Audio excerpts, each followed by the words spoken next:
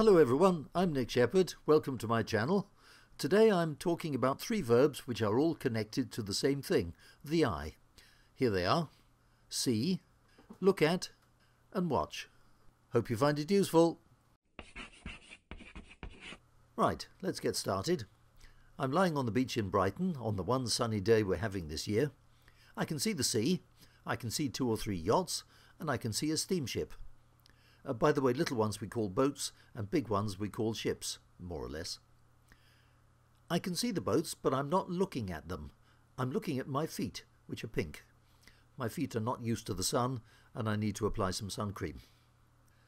I said I can see the boats, which means that I'm using my eyes, but I'm not focusing like a camera focuses on the boats.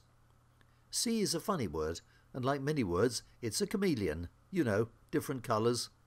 And it means different things in different environments. I'll talk about that later. When see means use the eyes, we don't usually use the present progressive, and mostly we use it with can. Not always, but then with language, never say never, never say always. But when we use look at, we use simple or progressive forms, so you can say, I'm looking at my feet, or you can say, I often look at my feet. Well, I like my feet. They're my favourite form of transport.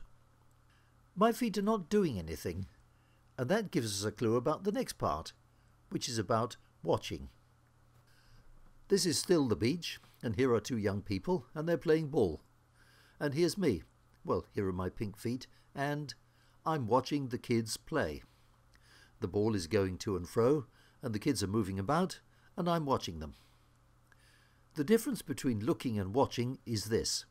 You look at something which doesn't move, you watch something which moves. Is that all? Well, no, it's more complicated than that. Language always is. So look at is probably for a short time, or something which doesn't move, and watch is when we observe the whole process or sequence of events. Look at, we can say, is like taking a photo, and watch is like shooting a movie. In the first one, there's one event, and in the second, there's a sequence of events. Here's another example of that. We have a young couple in the TV store looking at different sets. They're looking at the TVs. And here they are later on, but this time, they're watching TV. They're watching a program. Are we done now? Well, nearly, but remember I said at the beginning that see is a bit of a chameleon. Okay, here are the 3 main ways we use see. First, the way we showed here.